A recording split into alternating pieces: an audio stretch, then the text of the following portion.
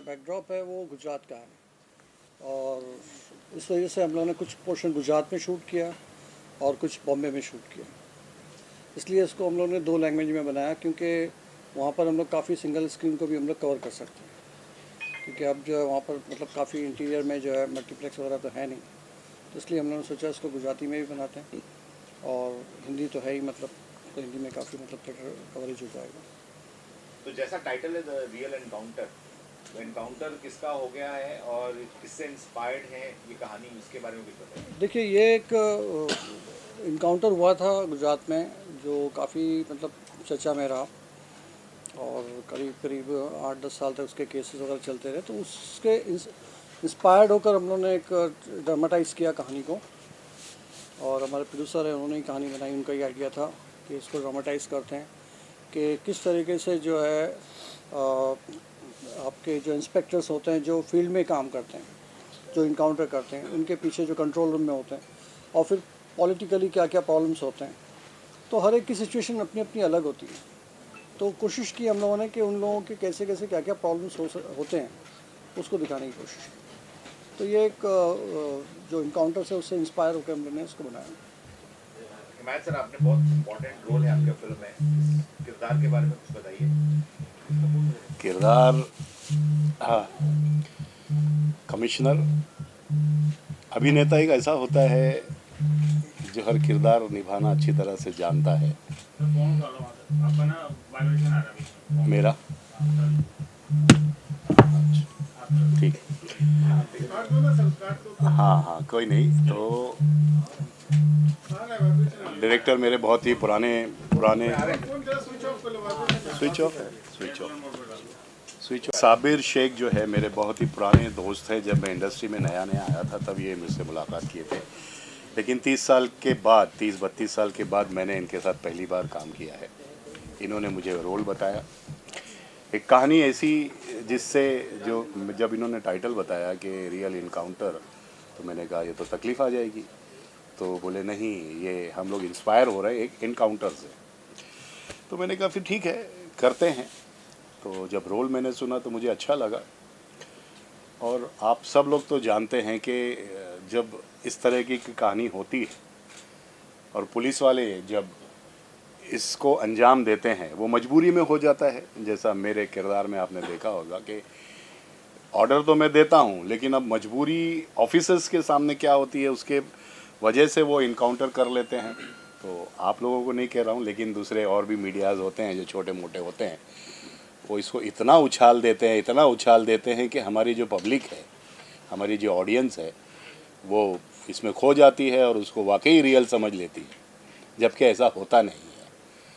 तो बस यही चंद बातें हैं जो देखनी पड़ती है, लेकिन मीडिया वाले बहुत ज़्यादा उछाल देते हैं, इतनी सी बात को बड़ा कर देते हैं। तो वो जो ऑडियंस में बात फैलती है, होता है ऑफिसरों से गलती होती है, मारना किसी और को चाहते हैं, मर कोई और जाता है, लेकिन उनकी भी तो अपनी जिम्मेदारियां होती है ना, उनकी भी तो अपनी फैमिली होती है। वो अपने आप को बचाएंगे पहले। आप लोगों ने सबने फ़्लाइट में सफ़र किया है, फ़्लाइट में कहते हैं ना कि दूसरों की सहायता करने से पहले अपनी सुरक्षा का इंतज़ाम पहले करें। उसी तरह की थी हमारी पुलिस भी होती है। पुलिस अच्छा करना चाहती है और इसी ज़रिए, कहानी के ज़रिए हम लोगों ने बताने की कोशिश की है कि भाई ये एक इनकाउंटर था, रियल बनाया गया नहीं है, था। उसको हमने बोलते हैं ना कि थोड़ा सा ड्रामाटाइज करके, स्क्रीन प्ले करके अच्छे से बना के आप लोगों के सामने पेश किया है। कहीं ना कहीं इशरत जहान वाला मैटर है, उससे रिलेट करता है गुजरात का बहुत फेमस था एनकाउंटर। नहीं, ये किसी से कोई किसी से कंसल्ट नहीं होता है। इशरत जहां तो बहुत बड़ा है, उसको हम लोग कहाँ ला सकते हैं स्क्रीन पर। तो ये किसी से इंस्पायर्ड मतलब नहीं है। काफ़ी चीज़ें हमने हाँ, उसमें मिक्स एंड मिंगल अप करके अपने हिसाब से कहानी बनाई गई है, ड्रामेटाइज किया है। किसी ना किसी एक की तकलीफ है। इंटरटेनमेंट वैल्यूज भी है। ये फिल्म देखने के बाद आप लोग अब अपने हिसाब से पॉइंट ऑफ व्यू बनाएंगे। खुद ही बता, टच किसी का नहीं है। टच किसी, अगर किसी के घर का कोई बेचारा एनकाउंटर में चला जाता है तो वो अपने से जोड़ लेता है। तो ऐसा किसी से कोई कहानी किसी से जुड़ी नहीं है, अलग। अनिल सर, आपकी गाड़ी चल रही है, गाड़ी को रोकना है, उसके रोकने के लिए क्या कर रहे हैं आप लोग? गाड़ी को रोकने के लिए ब्रेक, ब्रेक के लिए ब्रेक ऑयल, लुब्रिकेशन सब कुछ लगता है। अब बेसिकली पॉलिटिक्स गेम ही ये है कि कैसे किसी की गाड़ी चलाई जाए और कैसे किसी की गाड़ी रोकी जाए। बहुत इंटरेस्टिंग गेम है। बड़ा इंटरेस्टिंग कैरेक्टर था जो कि पॉलिटिशियन बनने में बहुत मज़ा आता है, पावर की फीलिंग आती है। जैसे जज की चेयर पे बैठ के जज फील होता है आपको अपने पावर की कि इसको आप जेल भेज सकते हैं, छोड़ सकते हैं, वो एहसास होता है। वैसा ही इस फिल्म में काम करके बहुत मज़ा आया। साबिर भाई से तो बहुत पुरानी पहचान है। जब इन्होंने कहा कि आपको आना है और अपने को ये करना है, हमने कहा ज़रूर करेंगे। और वाकई अच्छी लाइनें थी, अच्छे डायलॉग थे, अच्छा सीन था, मज़ा आया। काफ़ी कुछ काम एक एक्टरों का बहुत आसान कर दिया था साबिर भाई ने, क्योंकि कई लोग चाहते हैं कि यार इधर से टेक लो, उधर से टेक लो, इधर से टेक लो, कम से कम 8 टेक देने होते थे। बट मैंने जब साबिर के साथ हमने काम किया तो हमें ऐसा नहीं लगा कि यार हम काम कर रहे हैं, हंसते खेलते आए, एक चाय पिए, जो चुस्की किए, भाई शॉट दिए, चले गए, बोले हो गया, हाँ सर हो गया। फिर नेक्स्ट वही गुजराती में बोलना था। जब आप फिल्म प्लान कर लेते हैं, आपके माइंड में फिल्म होती है एक मेकर के, तो आपको पता है इस सीन में मेरे को इतना चाहिए, तो आप उतना ही लेते हैं। हाँ। जब आपको नहीं पता, जो आजकल टीवी में होने लग गया है कि साहब आप कैमरा ऑन, इस एंगल से पूरा शॉट लो, इस एंगल से पूरा शॉट लो, पूरा mid close, that is not direction. Direction is knowing what you want, taking that much and leaving the rest behind. थक जाता है एक एक्टर जो है ना, वो थक जाता है, लेकिन इनके साथ काम करके हमको थकान महसूस नहीं हुई। हम आते थे, सीन करते थे, चले जाते थे, फिर हमने कहा कि भाई कुछ रिटेक देना है, बोले नहीं नहीं हमारे पास है, तो बस ऐसे से हंसते खेलते बन गई फिल्म। बेसिकली क्या है कि मैं एडिटिंग से हूँ और मेरे डैडी भी जो है एडिटर थे, वाडिया मूवी टोन में काम किया करते थे। मतलब मेरे ख्याल से 1942 से लेकर तो 82 तक उन्होंने काफ़ी फिल्में की। शेख इस्माइल नाम है उनका। उन लोगों ने मतलब रिपोर्टर राजू में फिरोज़ खान को इंट्रोड्यूस किया था, और उसके बाद में फिर जरी वाला क्या संजीव कुमार को निशान में इंट्रोड्यूस किया था। काफ़ी मतलब पारसमनी वगैरह काफ़ी फिल्में बनी। तो मैं बचपन से एडिटिंग मूवीला पे हम लोग देखा करते थे। फिर जब मैं शुरू हुआ तो एडिटिंग से ही शुरू हुआ। तो शुरुआत में एडिटिंग में था, जब फिर डायरेक्शन में आया तो फिर रमेश जी से लेकर फिर आर्मी में मुकुल जी के साथ में काफ़ी लोगों के साथ में काम किया। तो हमने सोचा कि ये जब से ये डिजिटल आ गया तो लोग क्या करते हैं कि पहले क्या हमारा एक प्रेशर होता था कि हम एक्स्ट्रा स्टॉक यूज़ नहीं करेंगे, स्टॉक महंगा होता था। तो वो एक हमारा स्कूलिंग है कि जितना चाहिए उतना ही लें, पहले ही डिफाइन कर लें। और मल्टी कैमरा सेटअप सभी लोग कहते हैं आज की तारीख में कि अच्छा होता है, लेकिन उसमें जो भी लाइटिंग होती है उसमें एक point of view correct cameraman कर सकता है, बाकी चीज़ें जो है बाद में फिर DI में करेक्ट की जाती है। और कई सीन्स ऐसे होते हैं जो मल्टी कैमरा सेटअप में अच्छा होता है, क्योंकि परफॉर्मेंस वाइज हर सीन में ज़रूरत नहीं होती।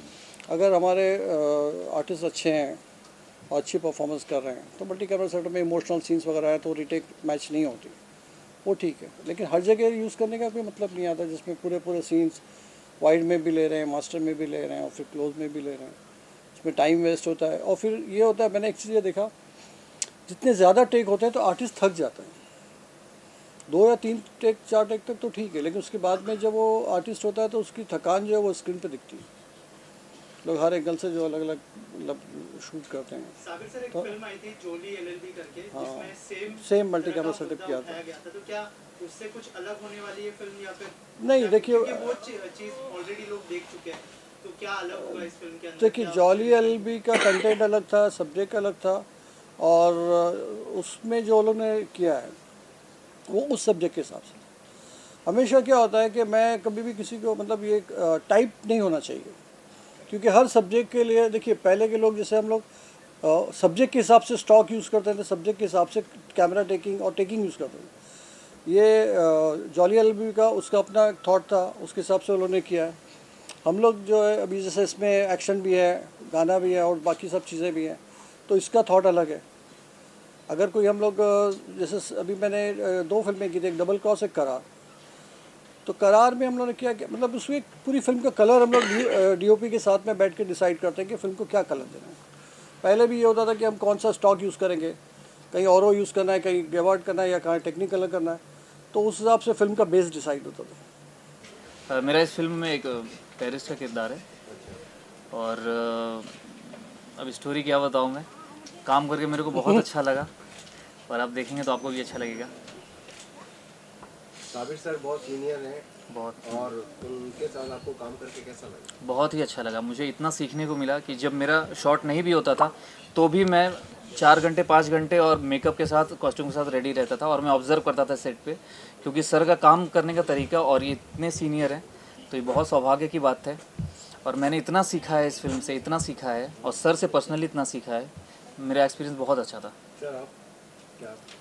मैं इस फिल्म में अब्बास का कैरेक्टर कर रहा हूँ, जो हीरोइन है मुस्कान, उसका भाई, बड़ा भाई। और ये एक अलग सा रिलेशन है भाई बहन का जितना अपने फैमिली के साथ नहीं है, मॉम डैड के साथ, उससे ज़्यादा रिलेशन, मतलब एक बॉन्डिंग भाई के साथ। तो बहुत ही अच्छा लगा इस फिल्म में काम करके। और साबिर सर के साथ तो फिर क्या ही बोलूँ, बहुत ही मतलब ये क्लियर थे अपने कोई भी शॉट के लिए। कभी भी एक भी एक्स्ट्रा शॉट इन्होंने नहीं लिया, जो जितना लेना है उतना ही लिया इन्होंने। तो बहुत कुछ सीखने को मिला और ये मेरा पहला फिल्म है इनके साथ, पहली फिल्म है, तो अच्छा लगा। उनके भाई का रोल जो है ना इनका बहुत इम्पोर्टेंट था कि